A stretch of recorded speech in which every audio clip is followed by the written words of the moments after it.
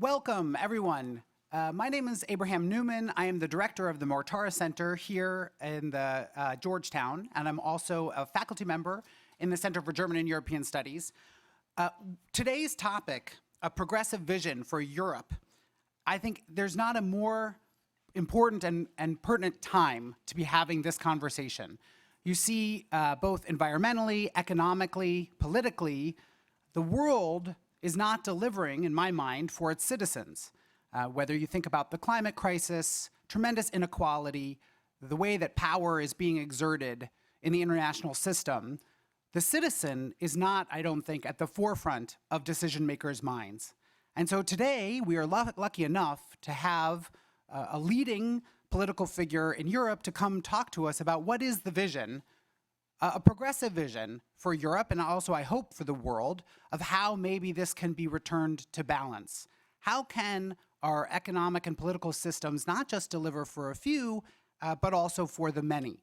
So with those just very brief comments, I want to give the format for today is that we'll have a quick introductory remarks from Robert Habeck, and then afterwards we'll have a Q&A with students who will ask a set of questions to kind of have a small interview format, and then we'll have a moment for people from the audience to join the conversation. So it's like a drama in 3 parts, if you will. But before we even start the drama, we have the prelude, which I'm very honored to introduce Karen Donfried, who is the president of the German Marshall Fund. She was also the special assistant to the White House under the Obama administration and the director for European affairs at the National Security Council. And so Karen is going to give some brief remarks introducing our guest speaker, and then we'll start the show. Thanks, Karen.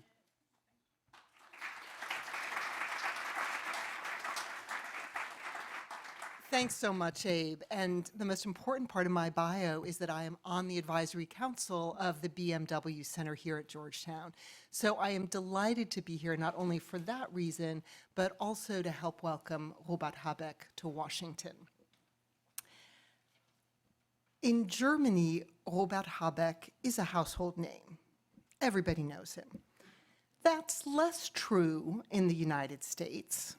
But I would say give him a couple of years, and then let's talk again. Robert Habeck became the chair of the German Green Party 2 years ago, and together with his co-chair, Annalena Baerbock, and as the president of the German Marshall Fund, I have to drop a footnote that Annalena is an alumna of our fellowship program. So I'm delighted about the duo at the head of the Green Party. The two of them led the Green Party's successful campaign in last year's European Parliament election. Robert is a writer turned politician who entered politics in the northernmost German state of Schleswig-Holstein back in 2009.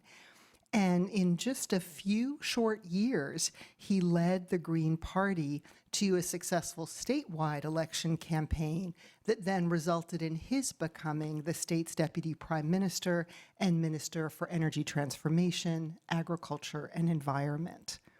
Today, he wants to share with us his progressive vision for the future of Europe. That vision and how such a vision can be implemented are critical, not only for his own country, for Germany, but surely also for Europe as a whole and for the United States.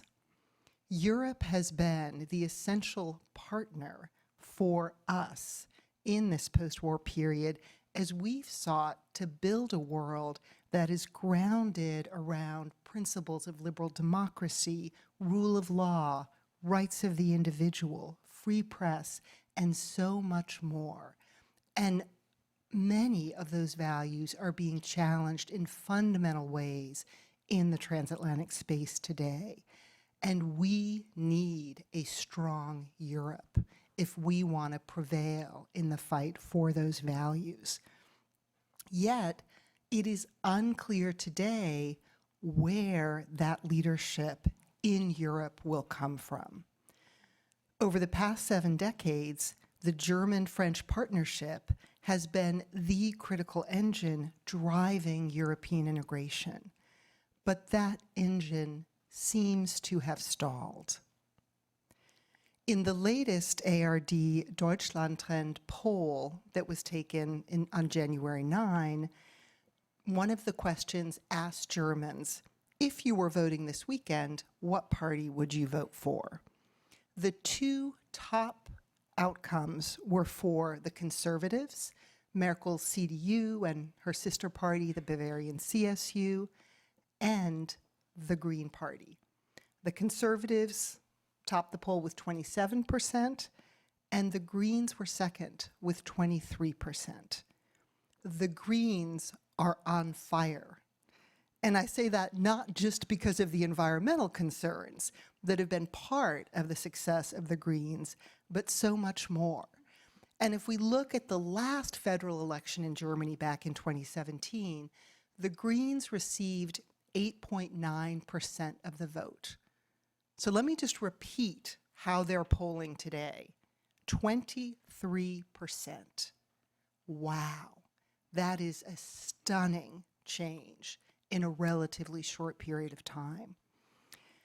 So when we think about Germany's political future, the governing coalition that is most likely to succeed the current so-called Grand Coalition is a coalition between the Conservatives and the Greens. Now, whether or not the Greens occupy the chancellery in such a coalition, their perspectives will affect every aspect of German policy, including how Germany will seek to steer Europe's future. For all of these reasons, we should listen especially carefully to Robert Habeck's vision for Europe. And with that, I would love to give Robert the floor.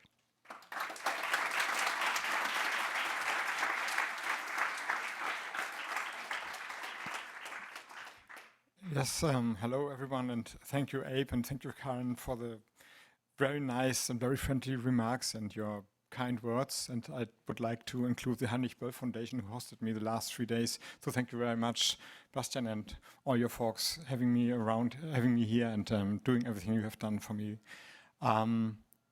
The brief remarks Abe mentioned will take 25 minutes about. I'm not so sure if I should deliver the speech I've written. I know we can also just jump over that. If you are academics, okay, I prepared a little history. I will start as a German and I will end as a European. And I think this is the movement we try to bring into politics in German and European politics. So if you don't mind, then I deliver the speech as planned, but then we become more informal. Actually, for me, it's a special pleasure being here again. As to say, I've been, I think, 3 times in Washington, D.C. The first time it was January 2009 in January.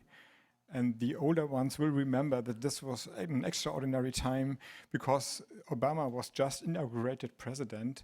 And the Heinrich Böll Foundation organized a Diary of Change concourse. And I was one of the guys being here for a week and reporting and chronicling what was happening in your town.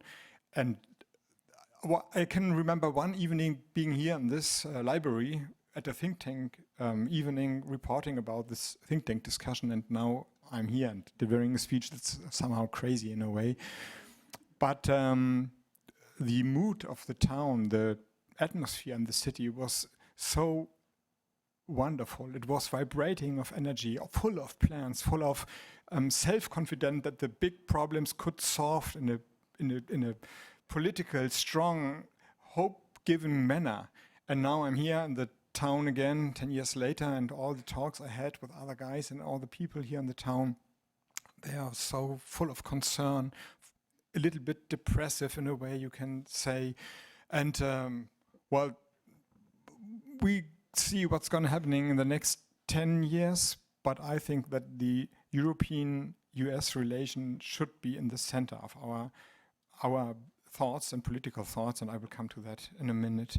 Well, I have to give you another short history because one one episode that was important in my life happened at the third visit to Washington 3 years ago. I was there with my family, and we left Washington, then we went to New York, hanging around there a little bit, and then we go to Cape Cod, surfing for Cape Cod.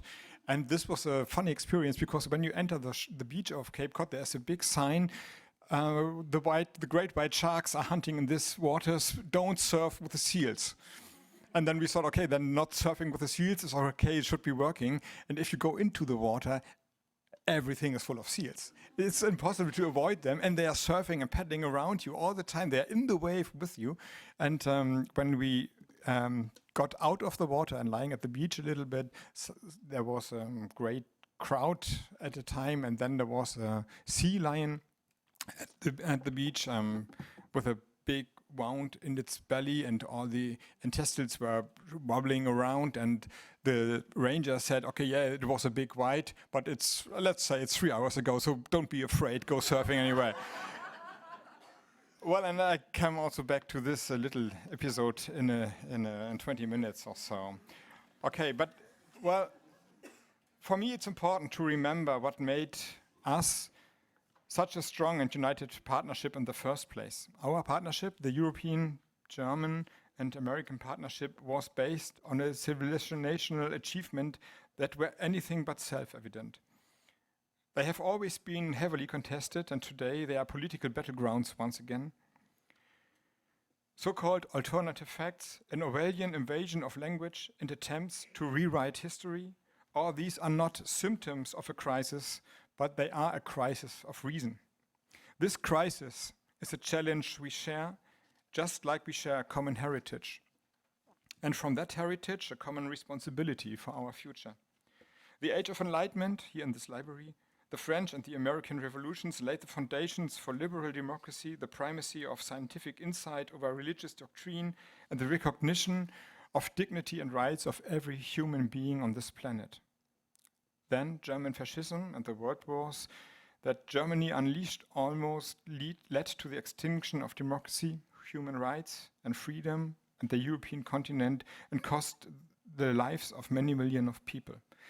It was thanks to the United States and its European allies that fascism was defeated in Europe. You gave us a third chance to prove ourselves as peaceful fellow citizens in Europe. Yesterday, I had a meeting at the Pentagon, and at the walls of the Pentagon hallways, I don't know if you've been there are these pictures and relics of various military operations. One scene was the Berlin airlift. It is still astonishing how the American people helped feed the German people after 1945. 1 in 10 Germans received a care package with food. I can remember the stories my parents and my grandparents told me. Coffee or candy. It is well remembered in Germany. And this happened even though the Nazi regime persuaded a deadly hunger plan to starve other countries during the war. So just a year later, the vice versa thing happened. Your country did not take revenge, but instead imported almost 20 million tons of food to Germany between 1945 and 1949, a historic rescue operation that is still unparalleled today. A rescue without which millions of people would have starved to death. And you initiated the Marshall Plan, which helped rebuild the economies in Germany and Western Europe. One price that had to be paid, and for which we Germans are also responsible, was the division of our country and the division of Europe. And once again, it was first and foremost the United States who, alongside its European partners, helped reunite Germany and helped deliver on the promise of freedom in Central and Eastern Europe.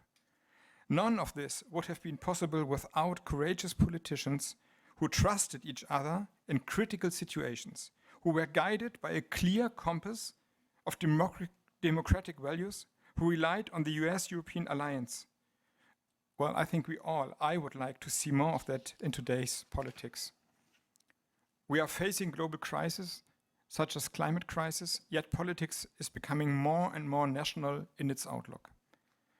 In recent years, we were witnessing the return of geopolitics that divide the world into spheres of power Instead of overcoming ideologies, we see a surge of fundamentalism, religious and by no means only Islamic and national fundamentalism.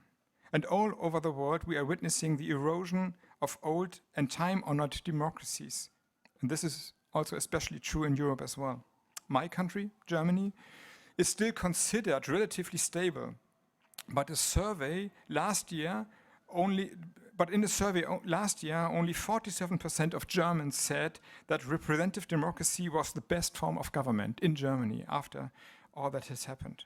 The sentiment that is expressed in this skeptical view, I think, is a longing for respect and recognition of the people. I have clearly seen this myself on the campaign train in the German states of Saxony and Brandenburg last year. In these Eastern German regions, in the region of the Lausitz especially, there's a large lignite area. Germany must phase out of coal, and quickly, in order to reduce its CO2 emissions. So you can imagine the fears, the resentment, the rage in those coal mining regions. On the campaign trail, I tried to ease these fears with facts and figures. This many billions in structure aid will flow into the region. We will develop new infrastructure, expand broadband, railway networks, and so on and so on. But none of that really helped to calm the protests. I found that the only way to ease the tension was to say, okay, listen, your grandparents, your parents, and all of you, you have been the backbone of the booming German industry. You sacrificed your health and your lives so that Germany could have reliable and affordable energy. And before we move on, before we continue our discussion, let me say thank you for that. This was the only way to start a meaningful conversation. And I have experienced similar situations in discussions with conventional farmers, fishermen, workers of the automotive industries. These kinds of exchanges give us some sense of how we might emerge from the crisis of democracy. People want to be recognized as human beings. They want to be seen and heard, recognized and respected. They do not want to be mere strategic pawns of anonymous events, and they don't want to be called deplorable. And it isn't only the older generation and the disenfranchised who are turning their backs on democracy. Young people, in particular, are becoming estranged from democracy and increasingly favor strong leaders. Consider the movement School Strike for Climate, which is very strong and very popular in Germany. We must acknowledge that the greatest danger for this generation is not that they are getting too radical in their demands. The greatest danger is that they become democratically demotivated. What have these children actually done? They have skipped school for 2 hours. Oh, how bad it is. School 2 hours on Fridays. They sang songs, they made posters. They didn't vandalize train tracks or assault banks like the Yellow Vests in France. They didn't throw Molotov cocktails like the G20 protesters in Hamburg. They opted for the most civilized form of democratic protest imaginable. What kind of sign does the government send to them when it fails to act? It's telling them, do whatever you want, we don't care. Decisive, successful, consistent action against the climate crisis is not only an ecological imperative, it is a litmus test for democracy as well. We cannot allow it to fail, because if we do, we risk losing the future change makers for our democracies. So the survival and the revival of liberal democracy is one of the defining questions for the future of the European Union. So how should Europe respond to the crisis of democracy, to the climate crisis, and to the shifting geopolitical and technological landscape? Let me start with economic and fiscal policy. I believe that unregulated markets are a danger to peace and democracy. Unregulated markets are in danger to social cohesion and to people's trust in the problem-solving abilities of democratic institutions. Criticism of unregulated markets must not be confused with a rejection of the general principle of the market economy. Markets are one of the most powerful social instruments we have. They generate fast innovation, they reward creativity, hard work, and achievement. They have brought much progress and good to our societies. We need markets. But we should take great care to ensure that they actually serve people and society, that they are the means to an end rather than an end in itself. Social benefits, minimum wage laws or functioning public spaces are not a threat to economic growth or prosperity. On the contrary, they are their prerequisite. Greed may create material wealth for some, but it destroys wealth of a society at large. Markets have to play by certain rules. They are not jungles, they are gardens, they need to be tended, they need social norms and political regulation. And now, in the beginning of the 21st century, our markets need readjustment. We cannot allow environmentally harmful behavior to continue to be a profitable business model. We need to abolish environmentally harmful subsidies in all sectors. And of course, CO2 and all the emissions that drive climate change need to have an effective price for markets to change. As I discussed during my visit with members of your Congress, giving CO2 a price is also an issue here. A CO2 price is a simple market-based mechanism. Those who use our resources wisely will have a competitive advantage over those behavior damage the climate. Climate protection will become cheaper. Climate destruction, the cost of which has so far been borne by the general public, will become more expensive. This is not only an environmental but also an economic imperative. We need to foster a thriving competition for new and better solutions and technologicals to combat the climate crisis and strengthen our economies. The greatest threat to industry and our prosperity is not our inability to develop these new solutions, but the risk of failing to act out of fear. Consider the German automotive industry. Germany exports, as you maybe know, 3/4 of its car production. It exports 3/4 of its car production. But many countries have already decided to phase out combustion engines. So our car industry will have to either start competing in the market for climate-friendly cars or stop producing cars altogether. Across sectors, the transition to green technologies is not only an environmental imperative, but an economic one as well. Green industries will secure prosperity and sustainable jobs, save us expensive engine imports, help prevent conflicts over raw materials, and boost our competitiveness. To achieve this transition, the European Union must act as a strong and united player. We must develop common standards for a sustainable economy instead of allowing others to impose their strategic decisions on us. Since the US is banking on financial market-driven capitalism, and I hope maybe you're going to change that in the next election, and China is relying on authoritarian state monopolism, our European response must be a social ecological market economy. A green economy will also give us new tools to promote greater socio-economic justice. Too often, efforts to promote green economic policies have burdened by the poorest members of our society. When we tax consumption, for example through higher gas taxes, lower income households feel a heavier burden than higher income households. This was the economic driver behind the Yellow Vest protests in France. We cannot achieve our environmental goals by sacrificing our social convictions through such regressive policies. Instead, we must devise policies that are both socially and environmentally progressive. In Germany, the top 10% consume 3 times more CO2 than the bottom 10%. Globally, it is 10 times more. If we put a price on CO2 and then divide all the income generated by the number of citizens and pay it straight back to the people, the social effect is that lower income households will benefit more. So we call this energy dividend. A European energy dividend implemented through our tax system would reconcile ecology and social justice in an unprecedented way, not as a fix, but as a new principle. To become a leader of a post-fossil economic order, the European Union also needs to get serious about a common economic and fiscal policy. The EU is the largest market on earth and should learn to make better use of the power and possibilities that entails. Germany is the biggest profiteer of a united Europe. It's my country. A stable and prospering Europe is in Germany's vital interest. Germany, of all countries, must therefore strive to make the EU function better and must invest in that. My party, the Greens in Germany, has proposed the national measure of rewriting the balanced budget rule, allowing Germany to double its public investments. This is the time to seriously invest in our future. And the ones who are arguing against it, as our government does, I think is behaving un-European and unpolitically because they don't see what the real target is.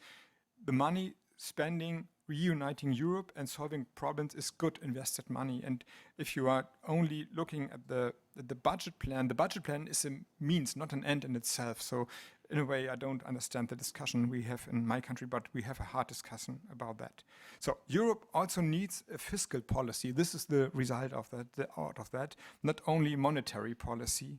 And Germany must strive to make the euro a genuine lead currency with the ability to issue its own bonds in order to make the euro a safe form of investment, which clearly means that Germany has to do something. We are the ones who have the most strongest economy in Europe, and if we say we will invest in Europe, the thing will work, otherwise it won't. This is how we, the Germans, can fortify European democracy and withstand a possible economic downturn.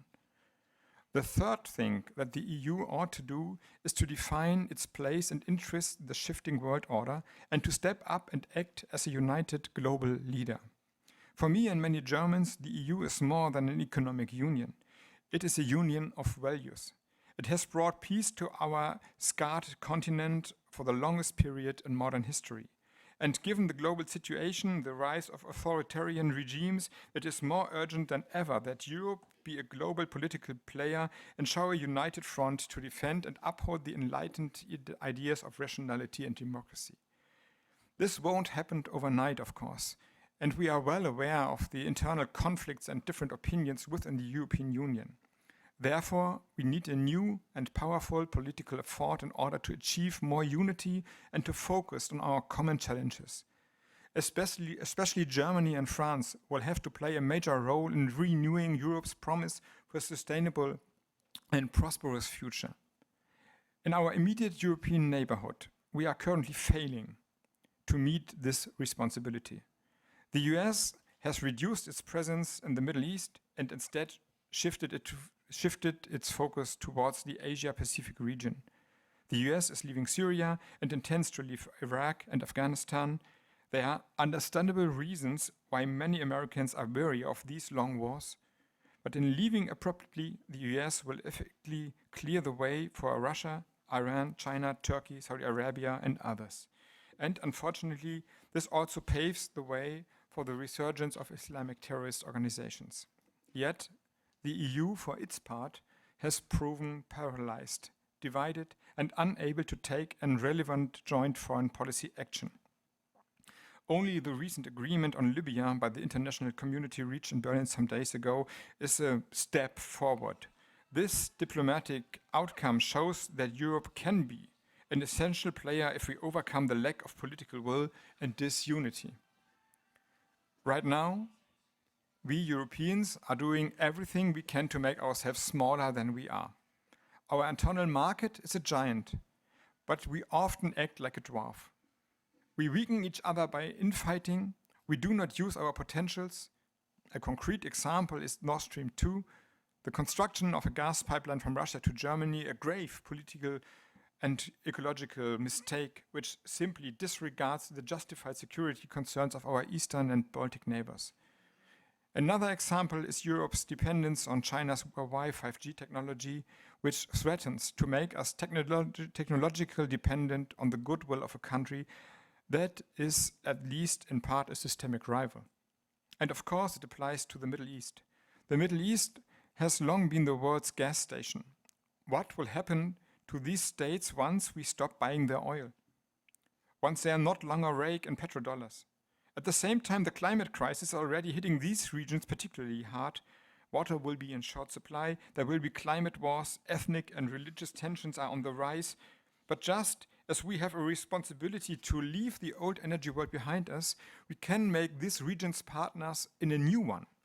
So Europe should strive to conclude agreements on solar hydrogen with its Arab neighbors and create a Marshall Plan for the Middle East, as we had one after World War II, importing clean green energy. Of course, sometimes diplomacy and economic initiatives are not enough. We witnessed this with the horrific wars and atrocities in former Yugoslavia during the 1990s. We Greens then in government in Germany took part in the decision back then to intervene militarily, sending German soldiers abroad to fight for the first time since World War II. Military capabilities are crucial for the EU to be able to act abroad in the case of urgent humanitarian or security crisis and to defend our continent at home.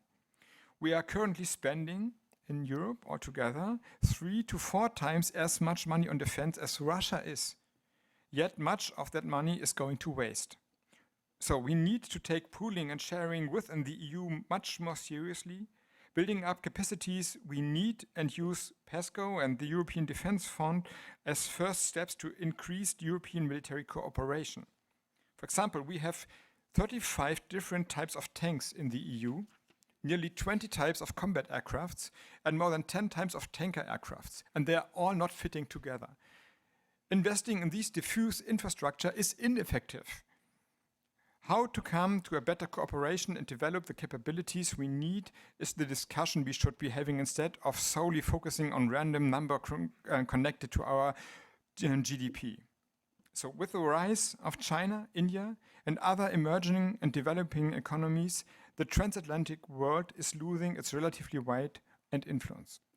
And many talks I had here in Washington was about what we understand as transatlantic relation. And I think it's a qualified idea. It's an idea of values, not just having each other phone numbers and meeting then that often, but it's an idea behind it, as I tried to work out we've been taught by the Americans, but the idea is cooperation. So the multilateral institutions and regulatory frameworks of the 20th century don't reflect this new reality. At the same time, they are increasingly challenged by political forces in our own societies. The calls for national sovereignty or my country first are dominating debates. International rules and agreements are at risk of being supplanted by the doctrine of might makes right. But we are not at the mercy of these developments. They are not a force of nature. It is up to us to help shape them, to help shape the world order of the future.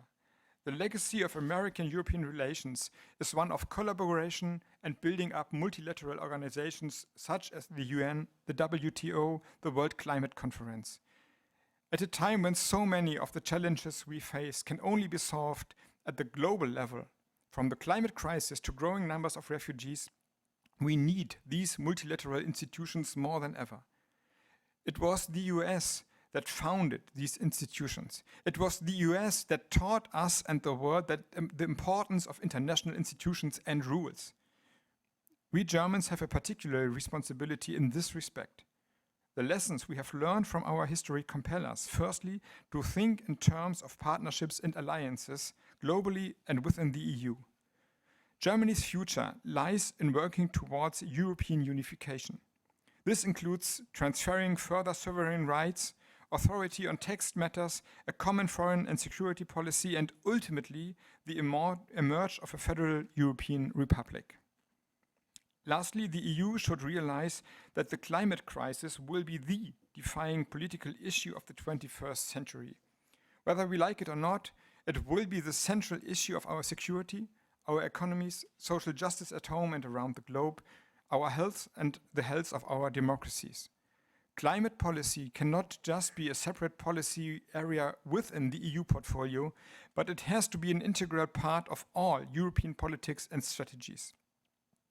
Yesterday I went jogging. I had a jet lag. I woke up at 4 o'clock in the morning, and at 5 o'clock I went jogging because I found any sleep anymore. And I came across the Franklin D. Roosevelt Memorial. And just like FDR's New Deal tackled the social consequences of industrialization, we should now respond to the social and environmental consequences of the climate crisis with a Green New Deal. A Green New Deal should safeguard our planet, revitalize our economies, contribute to social justice, and foster global cooperation. It would also be a visionary project taking into account our historical heritage. It could be the cornerstone for a future partnership between the United States and the European Union. A partnership not based on one-sided dependence, but a healthy relationship that stands on two strong legs.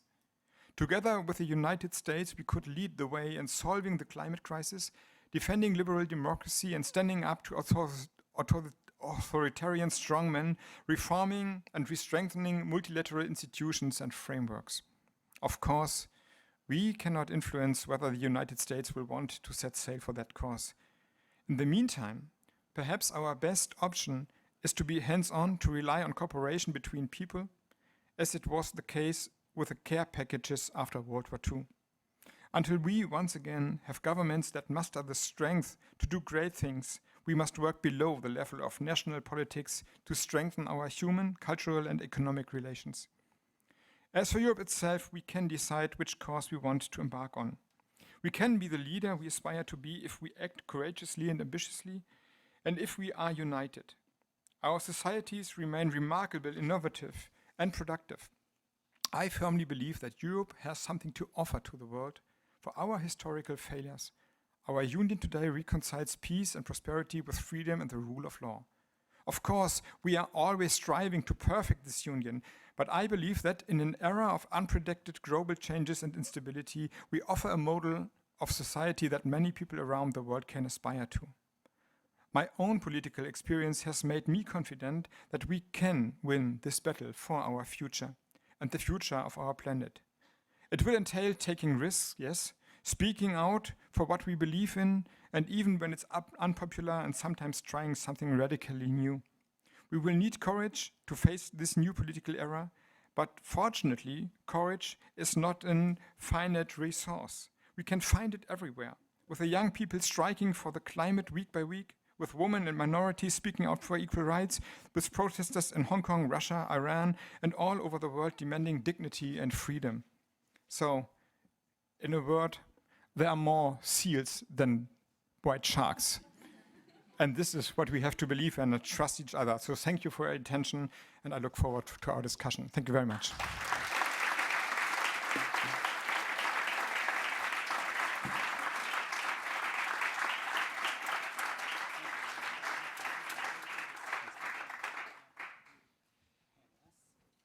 So where to?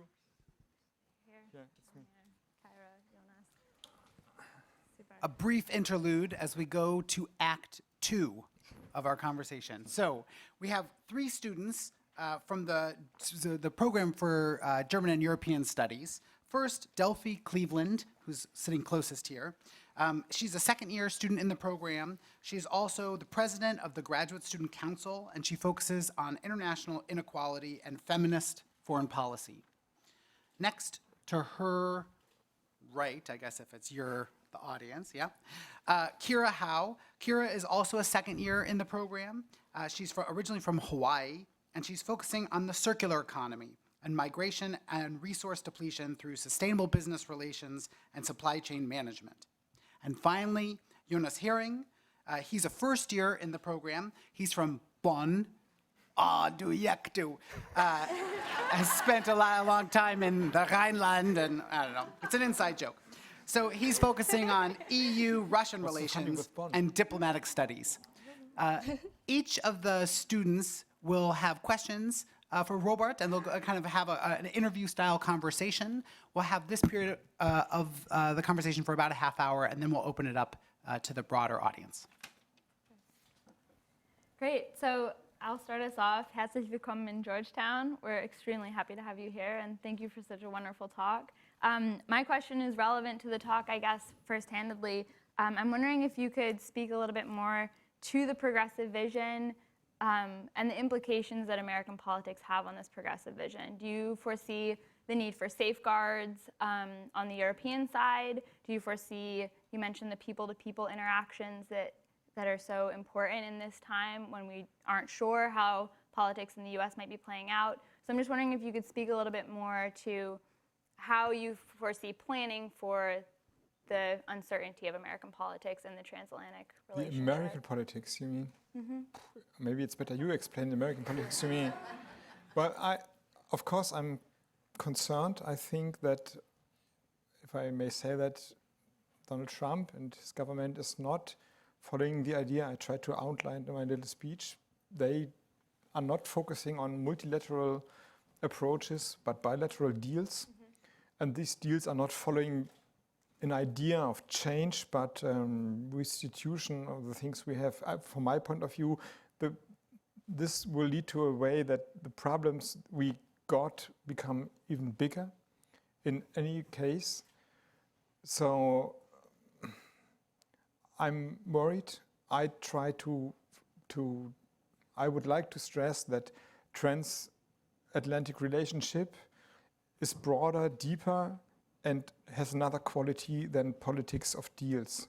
So I think we, as a progressive community, if I may put it like that, we have to be very careful that we don't mix the criticism we might have with each other with the fundamental friendship that existed over the Atlantic.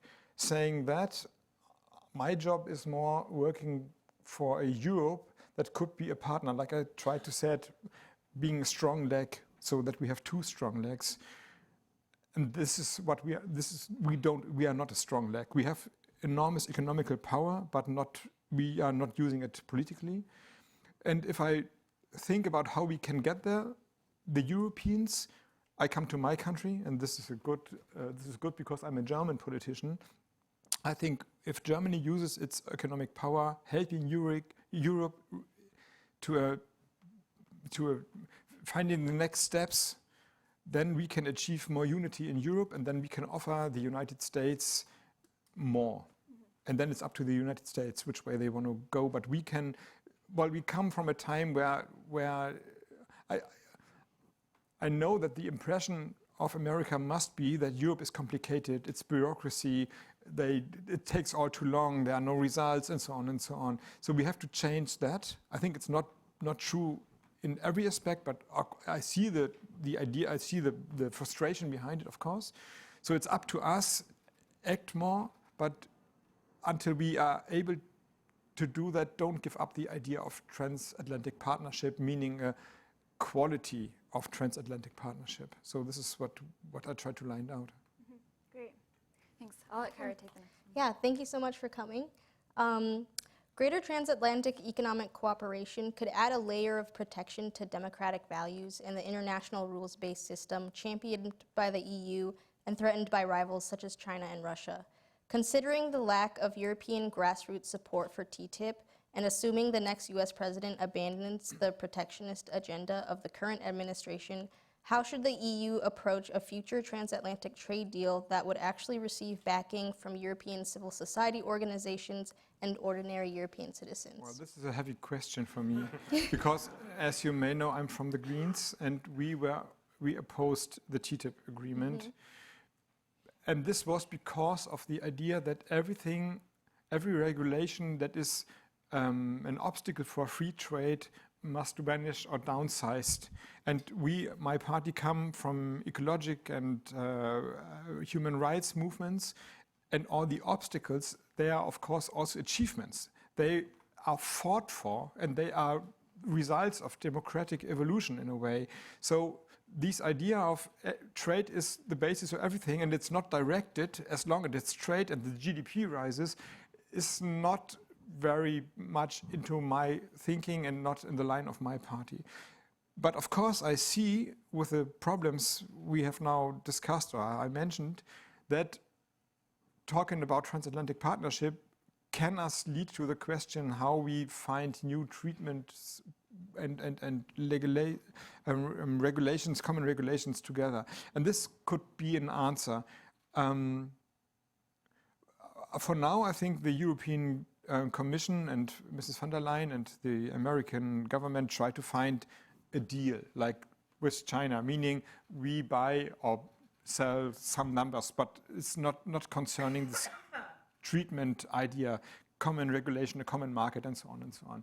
So I think if you want to step to that, there are two possibilities. The first is very small, it might be easy to find a common regulation system. So which color have the traffic lights, which color, which is the norm for the plugs, and so on and so on. I think nobody has a problem with that. If you come to Europe and you don't have to buy a plug changing system, you save some money, and we do the same here. So this is not a problem at all. So this is then a very small common regulation system, not a real treatment, but it's a, yeah, this could be one idea, and the other one should be very broad, meaning it should not be a trade treatment, and not a trade agreement, but an agreement on values. If this is possible, then it would be easier for the people to understand why it is good. Let's, for example, say that we find a Green New Deal system in Europe, we are working on it, and the US finds the same system. And we have CO2 prices, we have labor standards, and so on and so on. And we compare our values, our standards with each other. And this, of course, has an influence for trade. Then it's easier to swallow for the people. So I think we have to make it very small, or we have to make it very broad. Yeah. I don't see the broad one in the next years, actually, but yeah, that could be the solution. Thank you. Yeah, also, thank you very much for your talk. In your speech, you talked about the EU's place in the world and the need to act more united in the face of common challenges. But you also mentioned that there's disunity and paralysis in EU decision-making. And one of those issues where disunity persists is migration. You recently made a proposal back in December to take in child refugees from camps in Greece to Germany unilaterally, and that got pushed back from the government. They said we should prioritize a European solution on this level. But the broader question, I guess, is are there situations from your perspective where Germany should act more unilaterally and should step outside the EU framework if there is no possible EU decision?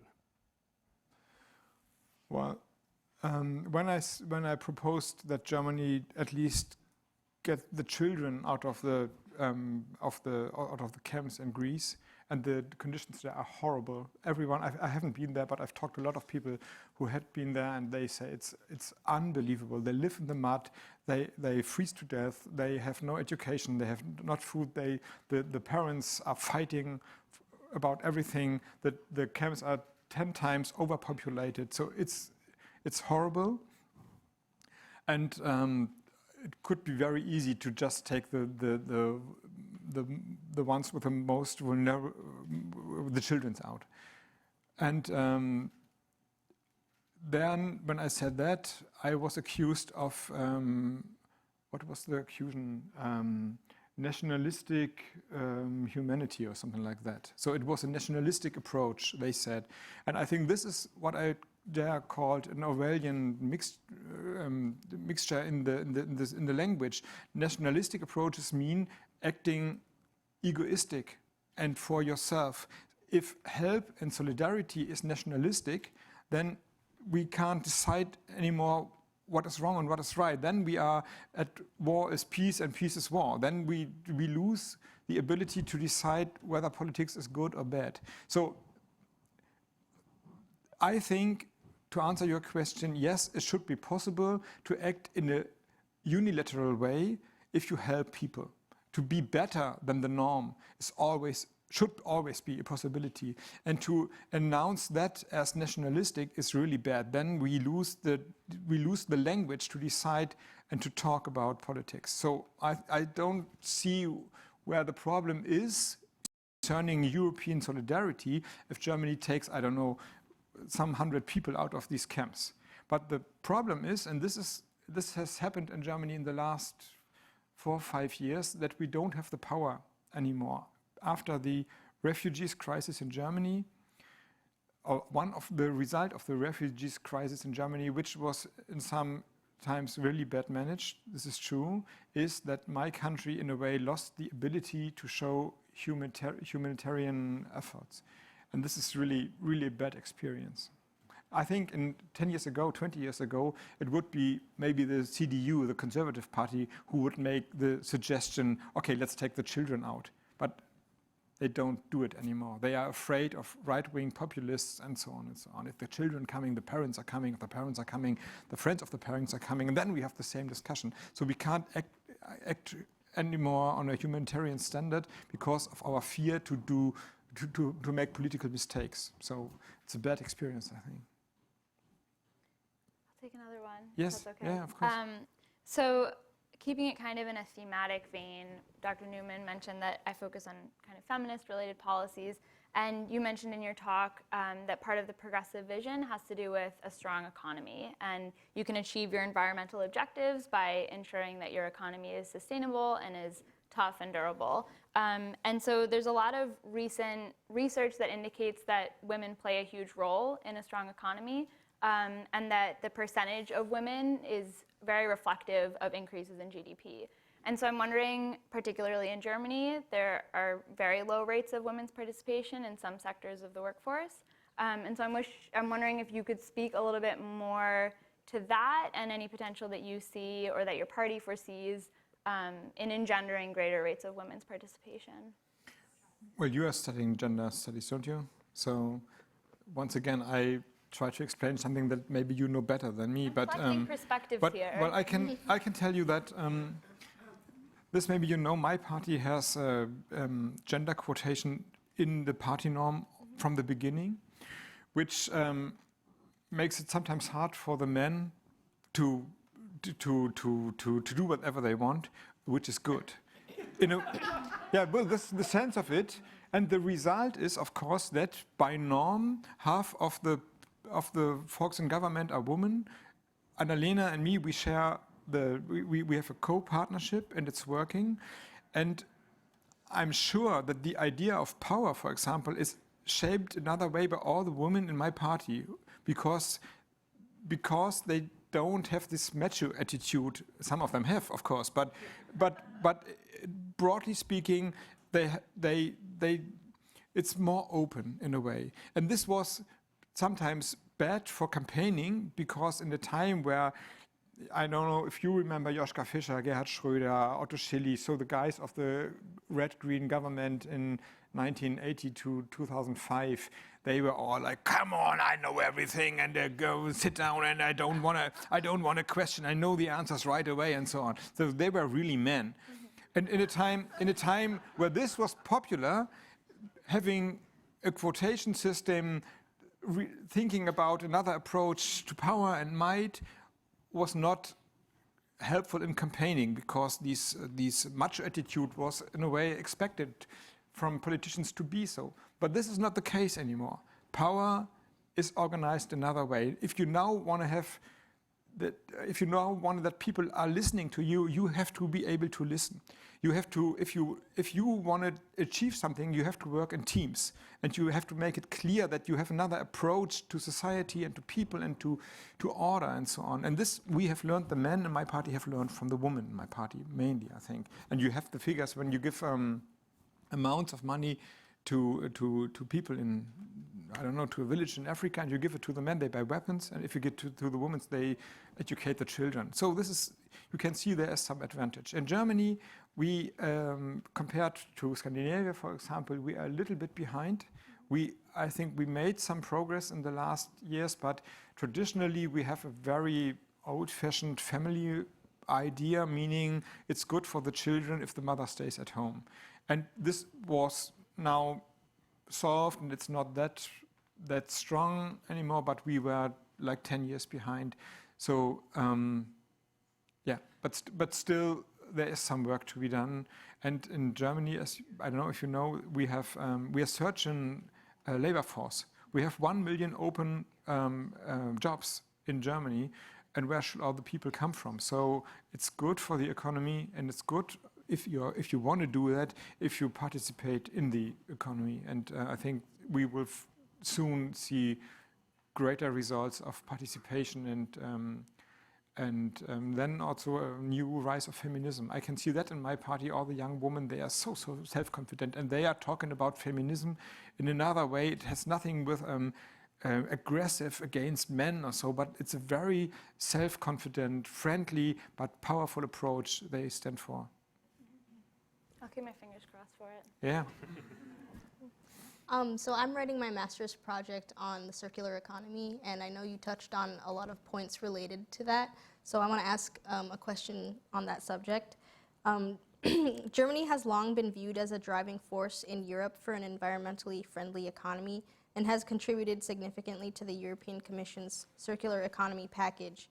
On the other hand, however, its failure to achieve climate targets calls this role into question, and Germany's environmental policy is increasingly perceived as reactive. What measures are the Greens prepared to take to secure Germany's leadership in steering European sustainability initiatives? I concentrate on circular economy right now. I just leave all the Green New Deal stuff, just push it away. Not talking about renewable energies and transmission lines and cars and so on. But to come to your point, I'm focusing on circular economy. In my understanding, we have to get away from the thinking that something is waste. There is no waste. It's always raw materials for the next upcycling process.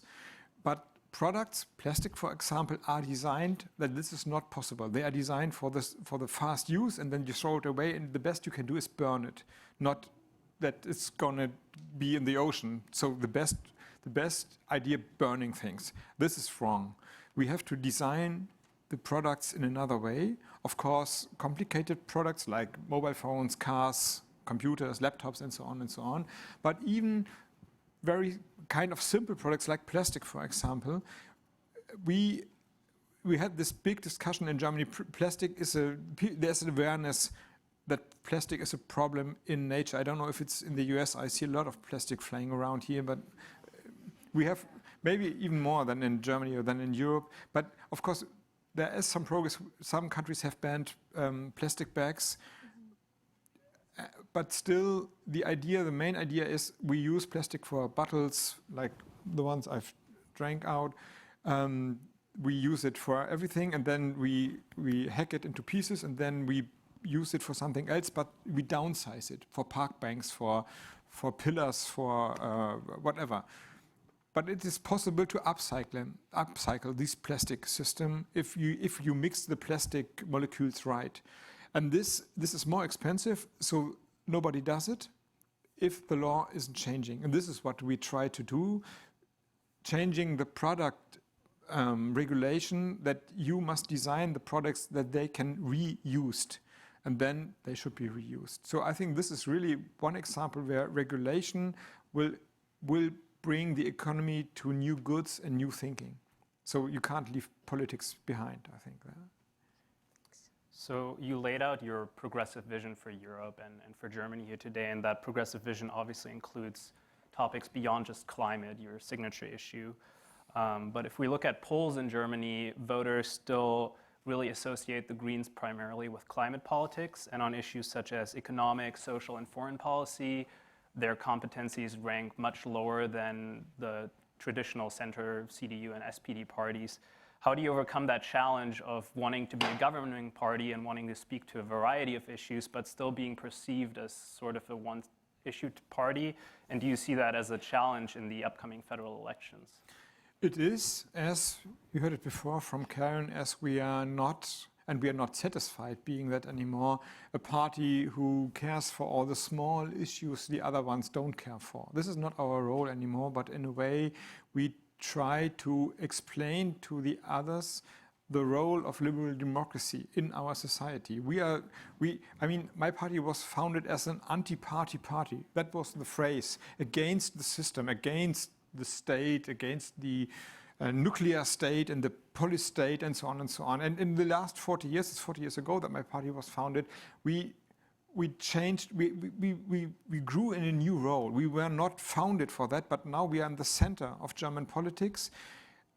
And sometimes we are the ones who had, I would argue, the clearest compass where to go. Where all the others are confused and they don't know which direction society should go, we at least have an idea. It might be complicated, and sometimes we have this moral attitude to educate people and so on. I know that, but at least we have an idea what politics and democracy should stand for in the next decade, and I doubt that all the other parties have it. They have the old idea, but this is not really relying to minority issues, feminism, cultural issues, environmental questions, European questions, and so on and so on. So I would admit that the Greens they have some problems, let's say, about taxation. So if you ask Winfried Kretschmann, the Minister-President of Baden-Württemberg, and some Green from Kreuzberg in Berlin, very left-wing, what do you think about taxation on heritage? They give you two completely different answers. But if you wake them at night and ask, what are your opinions about Europe? They give you exactly the same answer. And this is the future in a way. So we try to interlink the themes that have made us strong and where we have unique experience and a unique standing with the old traditional value system of the German Republic and the ones that transatlantic relationship should rely on. So when we talk about climate crisis, we are not talking about lack of water and maybe some animals that are vanishing, but we are talking about democracy. We had in the last campaign, we had a polar bear on our poster. Our climate Act Against Climate Change poster had a polar bear on its front, which was, of course, clear. We have to, if we want to save the polar bear, then we have to do something. But it gave people, in a way, the impression that the sense of stopping climate change is protecting the polar bear. And I wish the polar bear all the best. But of course, it is about a stable liberal democracy. If we don't act confident and fast now, we lose the value system we all rely on. And so this we try to explain. As you heard, ecological and economical reasons, they are interlinked, Green New Deal. People's right, refugees questions, they are interlinked to other questions. And this is our approach, broadening our experience and giving people the trust that we know what we are talking about also in other dimensions. I hope it will work. Go for it. We can open it up. Yeah. Yeah, great. Okay. Thank you, panelists. And Thank you. Thank you, Hobart.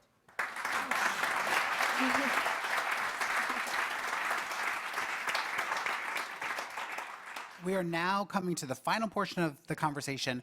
There are several people with microphones who will be coming around, and I would ask that you introduce yourself clearly and then raise a short question. So I'm going to go here first. Yes, thank you. Almost Yeah, everyone. you right there. Mhm. Hi, thank you. My name is Eva Jovanova. I studied in Germany. Now I'm a second-year master's student at Ceres.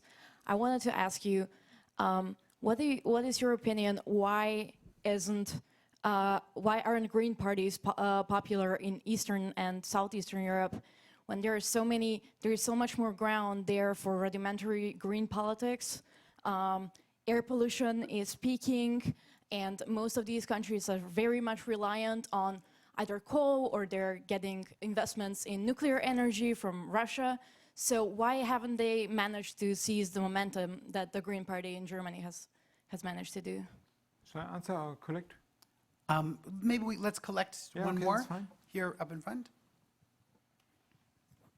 My name is Ulrich Hever. Thank you very much for a very perceptive overview of the problems in Europe.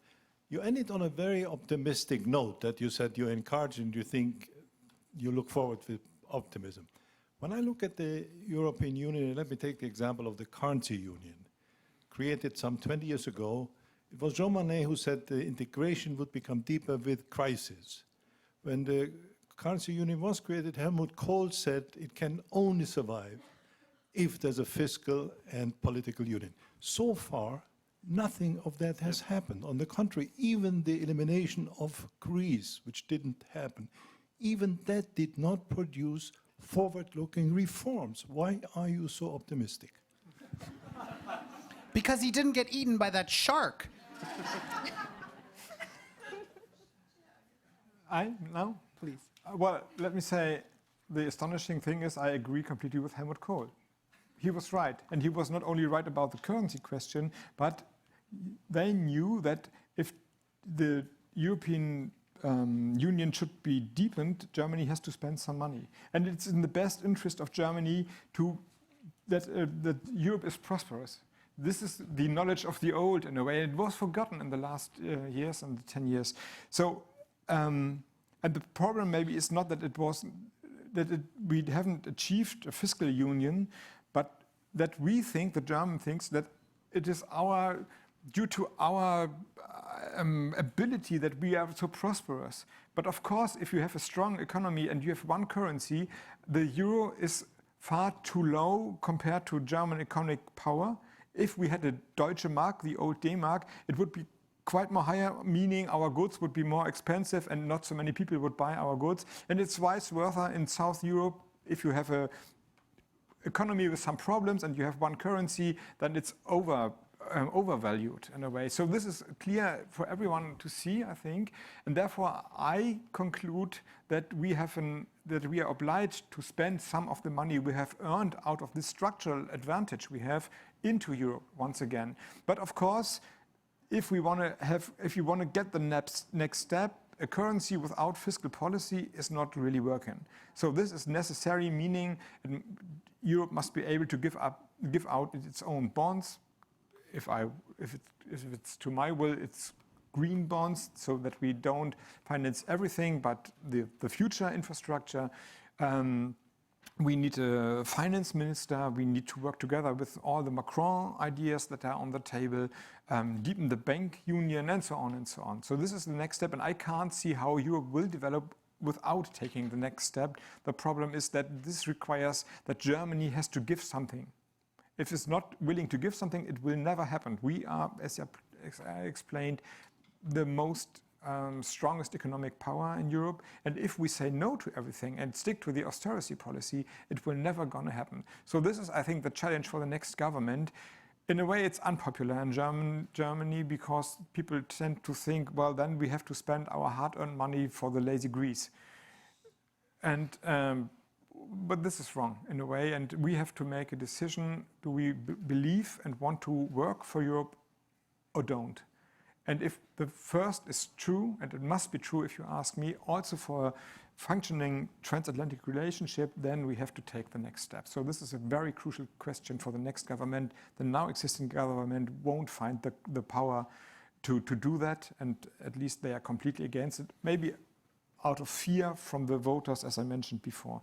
And this is what I meant, that we at least have a plan for the future. I can't promise that we can succeed in the plan, but we want something new to establish the old safetiness of value democracy in Europe. And this is my answer also to the second question: why are the Greens not that successful in Eastern and Southeastern Europe? Because we want to change something. And this is the problem. And with all, I mean, you can understand it. People living there, they have experienced changes in the last 30 years for 2 lives. And not always the changes were successful. There were high expectations in the market, in the capitalism system. Then the financial crisis came. The financial crisis was wrong-handed. If you ask me, they have to pay it with their loans and their social security funds, buying out the banks, and so on and so on. So in a way, you can understand that if a party comes and say, come on, we have good news for you, we want to change something. People have experienced so many changes with bad results, say, okay, fuck off, man. I don't want to hear it anymore. Yeah? I'd like to hear the good old days. They were perfect because they were the good old days. And these old days were, in a way, authoritarian days with a regime that established the idea of being in charge of everything. There was less freedom, meaning less freedom, less complicated debates. There was a clear attitude how to work and where to work, and so on and so on. So the idea of safety, the promise of the idea of safety of the good old days is, in a way, a strong one. But as we all know, and you can also transfer to the Brexit, the good old days haven't been the good old days. Just imagine stuck in the 80s, hearing the same music, wearing the same trousers, whatever. This would be horrible. So, and not talking about the 20s, or I don't know what, the 1800s. So the idea is promising in a way. We knew it from after Adam was thrown out of the paradise. The idea arose yesterday everything was better. So it is a cultural paradigm in a way. but it's not sensible to rely on that. But this is the answer why the Greens have problems in the countries where changes were made so often, and we are the party of change. We now try to argue that change is necessary to re-establish trust, value, and so on and so on. But this is a new approach from my party. So we maybe in 10 years or 5 years, we are more successful also in these parts of Europe. Great. In the back, yes, the woman on the end. Yep. Hi, my name's Renu Singh. I'm a PhD candidate here at Georgetown, also from the land of the seals, so I appreciated the shout out to Massachusetts. I was just going to ask you, you mentioned a lot of the policies you're interested in are kind of green, climate change related, and that's an issue that can be salient, but sometimes I feel like that's something that's often has been salient to your party, but not always by the public, not always by other parties. How do you, if you had to describe how this change can actually happen, what is, from your experience, especially since the Green Party is on the rise, what leads to that change coming about when you do see it, when you have this kind of low salience issue? Great. Charlotte?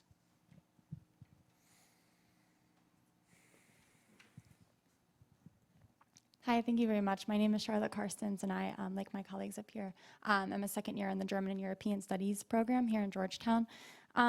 So I'd also have a question regarding the progressive vision. It seems like on the EU level and the national level, it can be very slow going to achieve political change. There's often gridlock.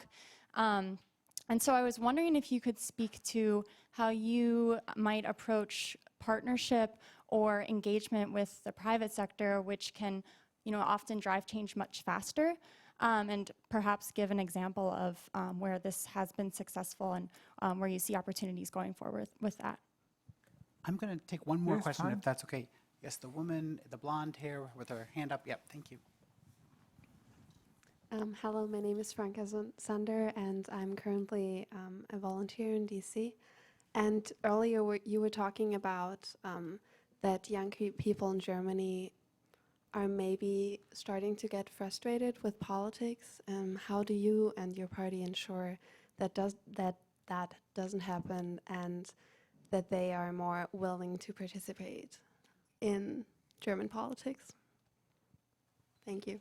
Yeah. If it only would be with politics, then they could found a new party, for example. But the problem could be that they are frustrated with democracy or representative democracy. This is a real threat to me. So, and therefore, I was talking about this school strike for climate movement. And, but there are also other movements for social rights and equality and so on. We try to be an open party. Clearly, we are a party. We are not a movement anymore, and we want to be a party and understand ourselves as a party in the party system with another approach to the system anyway, but a party. But we want to be open for other people. So this is, we have now, as you said before, in the polls, 24%. We had in the last election 8.07 or something like that. So if it comes out to that result, we double, maybe triple our mandates in the German Bundestag, and we have the same in the state parliamentary level. So we need so many people. We are, compared to the success we have, a relatively small party. And the thing we try to do is invite young people, other people to join us. The problem is we don't want to be paternalistic. We don't want to clap them on the shoulder and say, okay, you young people, you are welcome. You're just part of ourselves, and we all belong together. This is very, very dangerous. We are open arms, but we don't want to brace them. They should be free to walk away and do whatever they want. But if they want to join our party and be part of a democratic party, then they should be welcome. This is our approach. And of course, then in the end, it's content that matters. So what we try to achieve is giving the pressure of the street to the government, and with some success, I must say, even if we are in the opposition. So they should see that it's worth working for democracy on different levels. So this is what we try to offer to them. Then it was the question of change, huh? The first one? Well, yes, I think I think it's interlinked with the other question, how's the relationship to the free market or to the economy and to the business. Well, in Germany, we had in the last 2 years an astonishing development in the automotive sector. 2 years ago, all our proposals changing the fossil fuel car system were pushed away. They don't want to hear about it. Now, as I mentioned in my little speech, now they have changed the system. Volkswagen is in the next 20 years completely relying on electricity, what is it, e-cars, yeah? And their concern is that if they're spending so much money, I think they are spending 20 billion euros to change the company's system, that in the end, in 10 years or in 20 years, the cars are electric, but they drive with coal electricity. And this is a big problem for them, but nobody wants to drive with coal electricity in Germany. So they urge the government to be faster, phasing out of coal and building the infrastructure for the electric car system. So they expect something from the government. And this is I think this is a good example how politics and free market, individual responsibility are interlinked. Of course, entrepreneurship and individual experience leads to new ideas. People change society, but it's never all. It's in the best case 10, 30, 20% of the people who behave better than the rest. Yeah? Eat vegetarian food, don't have nuclear energy in Germany. I don't know what the discussion is in the US. I don't know, walk to the university and not have an own car and so on. So there are some people doing that. And when it's really good, it creates a little movement, let's say 20, 30%. But not everyone will do that. And this is where politics are needed. Therefore, I'm a politician. I think in the end, we as a society can be better in politics than we can be in individual lives. This is the promise of democracy, that we don't have to solve all our problems in everyday individual lives. Imagine we should do that. We must be all angels. We are not allowed to buy any plastic bag or to get a plastic bag. We are not allowed to, we have to, if we think about our food, that's all right, but then we have to think about our shoes and our trousers and our whatever. Is it produced in the correct way? Is it fair trade? We would get mad. Or angels, and as you know, angels don't have any sex.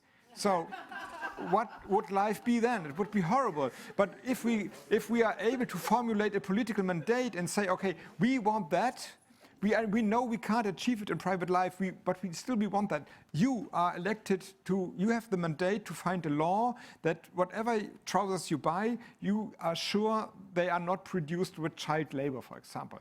And we are aware that then the trousers are 2% more expensive than they had been before. But still, we don't want trousers or t-shirts in the US or on the European market coming from bad labor standards. So just do it.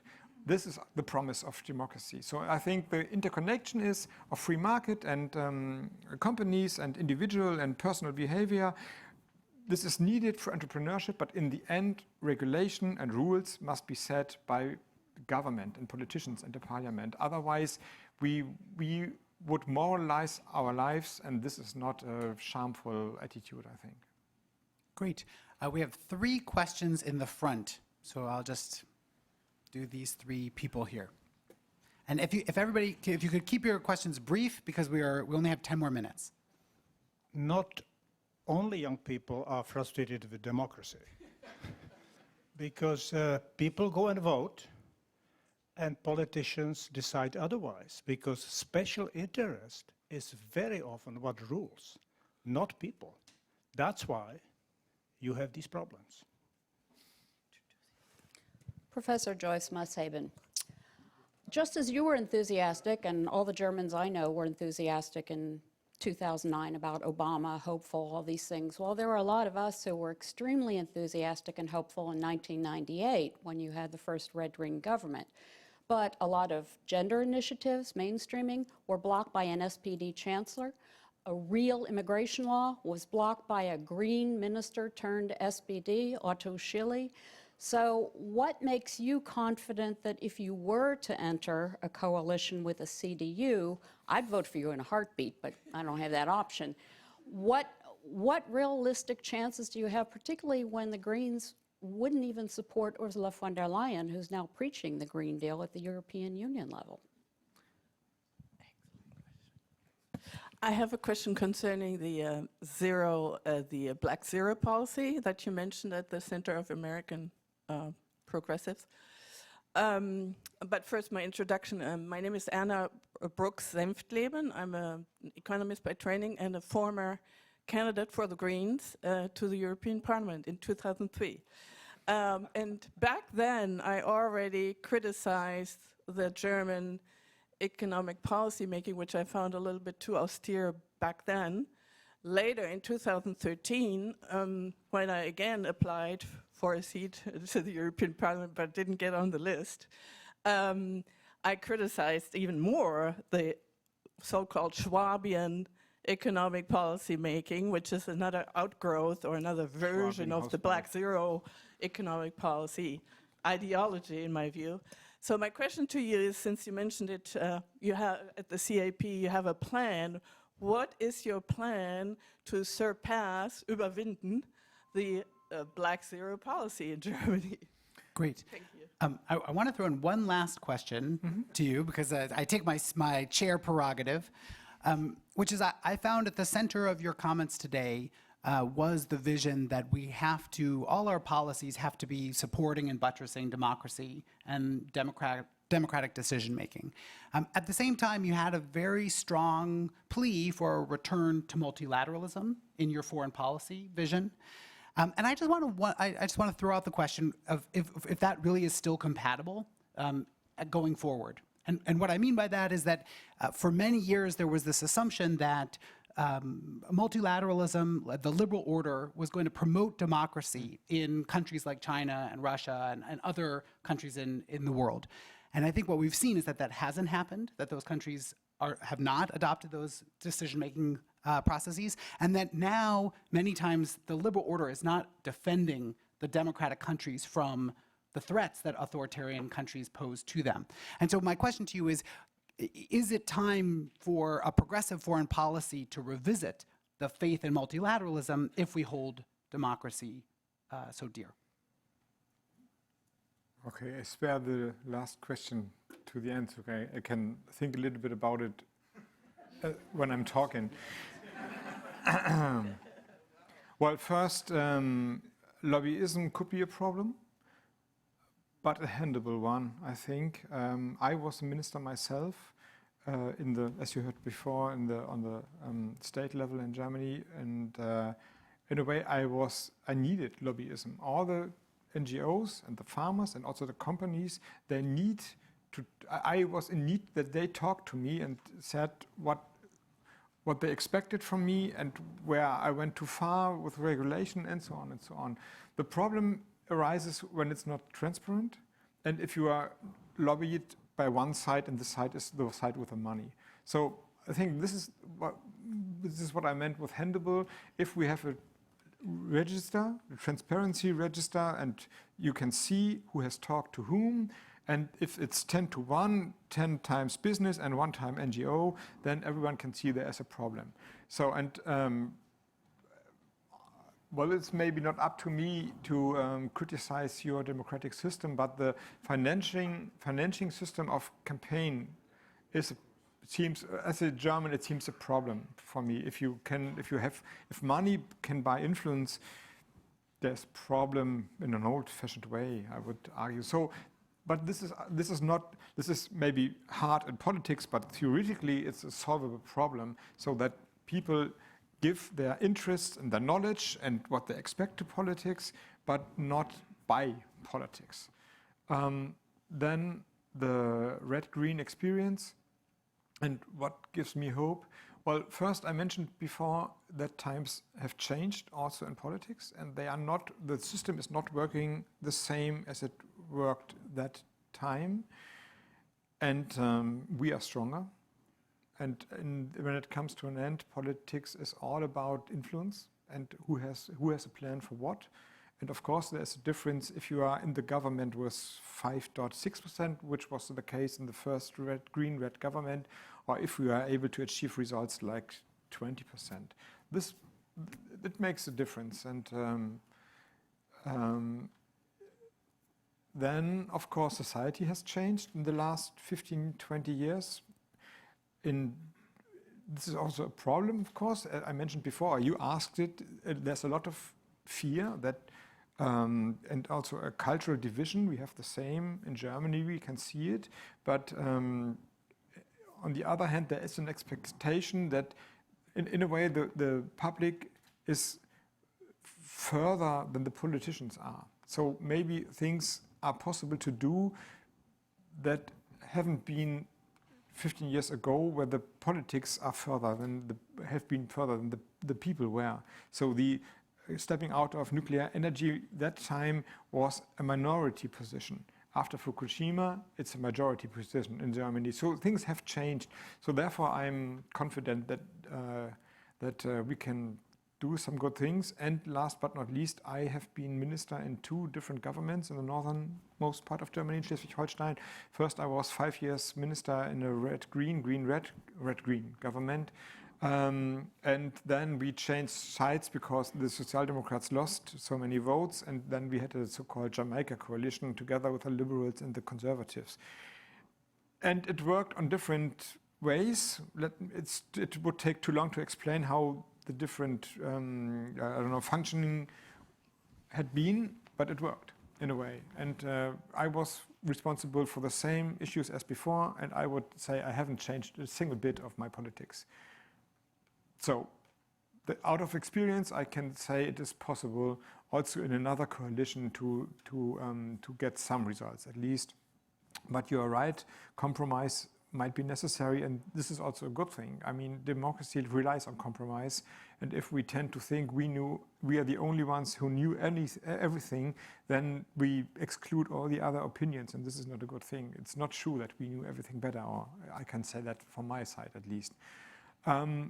Fiscal policy, well, we have a very concrete proposal for Germany, how the budget balanced law should be changed, meaning that we stick to the Maastricht criteria, which is the overall frame in the European politics, but this is broader than the German law, and that means we can take 1% debt compared to the GDP. This is an amount of 35 billion, about 35 billion, and if we spend that, we would be higher than the average in Europe, and this is a very concrete proposal, and we got support also from the economic science for that. So it's not abstract. There we know exactly what we will do and which paragraph we have to change if we have the majority to change it. And your question.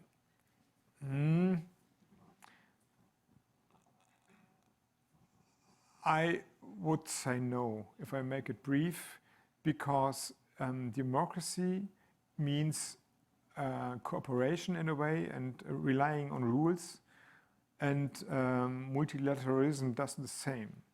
So I see that there could be an abyss between the trust in the doing of a government from people if everything is going through a multilateral stage, so that you are elected government and say I can't do anything because the UN, the European Commission has said no to it. I don't know if I understand it right, but this could be the problem, that there is a doubt in your own national democracy because an overall level is saying it's not possible to go this or that way. Is that right? Well, I'm worrying more, if I say it bluntly, does China's presence in international affairs challenge a progressive foreign policy? Does it mean that a progressive foreign policy has to rethink the international rules-based Yes. system, because the Chinese system is not a democratic system, and it doesn't look like it's going to become one as we had thought. Yes, maybe. but this does not lead to, this does not speaks against a multilateral approach, I think, but you are right. We came from the belief that a market system and democracy belong together. And this is not true. China has a market system, very effective market system, and a totalitarian regime in a way. So in a way, capitalism and authoritarianism work well together, surprisingly. So this is there you're right.